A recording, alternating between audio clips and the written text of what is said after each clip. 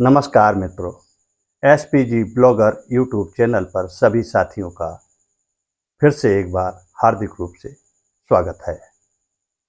आज के इस वीडियो के भाग में राजपूती संस्कृति और उनकी सभ्यता क्या रही है, इस विषय पर थोड़ा सा चर्चा करना चाहते हैं।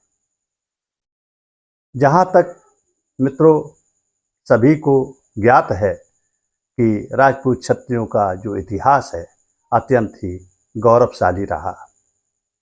क्षत्रिय असाधारण गुणों के धनी तथा स्वामी रहे हैं, इतना तो सभी लोग जानते हैं। क्षत्रियों के अंदर वीरता की भावना बचपन से ही इतनी कूट कूट करके भर दी जाती है, शिक्षा के माध्यम से, संस्कारों के माध्यम से, कि किसी भी विषम परिस्थिति में वो अपना धैर्य, शौर्य, साहस, वीरता को नहीं खोते, हमेशा उसको बरकरार रखते हैं। ये बात सही है कि क्षत्रियों का युद्ध करना एक प्रमुख कार्य रहा। उसके बावजूद भी जो शत्रु समर्पण करने वाले और आश्रय मांगने वाले और शरण में आने वाले, इनके प्रति भी क्षत्रिय राजपूत हमेशा अत्यंत ही उदार और दयावान रहे।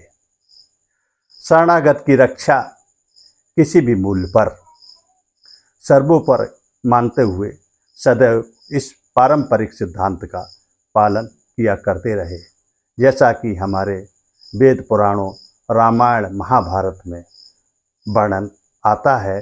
और शायद इस विषय में सभी लोग कुछ ना कुछ जानकारी रखते हैं। अंग्रेज विद्वान टाड ने लिखा, उस पर भी थोड़ा मित्रों ध्यान देने की जरूरत है कि भारत देश के राजपूत क्षत्रियों में प्रशंसा योग्य तो उत्साह, अपार देशभक्ति की भावना, अत्यंत ही स्वामी भक्ति, प्रतिष्ठा और अपार आतिथ्य सत्कार और स्वभाव से इतने सरल कि उसकी बात ही क्या की जाए, ऐसे गुणों से परिपूर्ण हैं भारतीय क्षत्रिय राजपूत समाज। ये जो अंग्रेज विद्वान टाड थे, उनके ये कथन है। इस प्रकार से आगे वार्ता जारी रखते हुए, राजपूत क्षत्रिय हमेशा से स्वाभिमानी और सत्यवादी रहे हैं। युद्धों में रण कौशल का परिचय देते और विजय श्री प्राप्त होने के बावजूद शत्रुओं के साथ कभी भी क्रूरतापूर्ण व्यवहार नहीं करते रहे। ऐसा कोई उदाहरण क्षत्रिय राजपूतों का इतिहास में वर्णित नहीं है। कभी भी निर्धनों और असहाय को कष्ट नहीं पहुंचाया। हमेशा स्त्री सम्मान में अपना गर्व महसूस किया। उनके सम्मान और सतीत्व की रक्षा के लिए अपना सब कुछ दांव पर लगा दिया, अपना सब कुछ न्यौछावर कर विदेशी आक्रमणकारियों का डटकर सामना किया, हमेशा करते आए। स्वामी भक्ति की हमेशा इन्होंने शपथ ली और हर कीमत पर अपने वचन को पूरा किया। इसके लिए जब हम अगर उदाहरण के तौर पे देखते हैं तो रामायण में भी एक तुलसीदास जी ने रामचरितमानस में एक उदाहरण दिया है, रघुकुल रीत सदा चली आई, प्राण जाए पर वचन न जाए।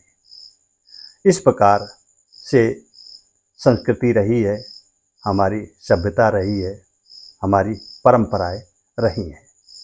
आगे बात करते हैं। हाँ, कभी कभी राजपूत क्षत्रिय अपनी निष्ठा और स्वामी भक्ति का त्याग कर देते थे। वो कब? जब सामने वाला व्यक्ति भी कर्तव्यों से अपने विमुख हो जाया करता था, तो उसको सबक सिखाने के लिए ये सब करना लाजमी होता था। राजपूत क्षत्रियों का जन्म ही युद्ध के लिए, देश की रक्षा के लिए, जनता की रक्षा के लिए, प्रजा की रक्षा के लिए होना माना जाता था। अतः उन्हीं रामायण और महाभारत के आदर्शों के तहत उनका पालन पोषण, शिक्षण आदि किया जाता था, जिससे उनके अंदर वीरता की भावना, आदर्शों की भावना कूट कूट करके भरी होती थी। वयस्क होने के बाद में अस्त्र शस्त्र धारण करने के संस्कार के बाद जो क्षत्रिय राजपूत हुआ करता था, एक सरदार, सैनिक, योद्धा का दर्जा पा जाया करता था।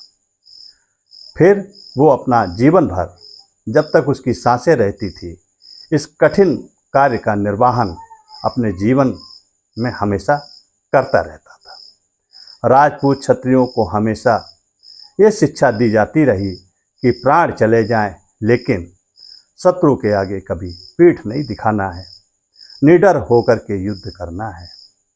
यही रही है राजपूत क्षत्रियों की संस्कृति और उनकी सभ्यता, जिसका पालन हमेशा से होता आ रहा है, आज भी पालन हो रहा है। देश की रक्षा सशस्त्र सेना बलों के माध्यम से भी क्षत्रिय किसी से कम नहीं है।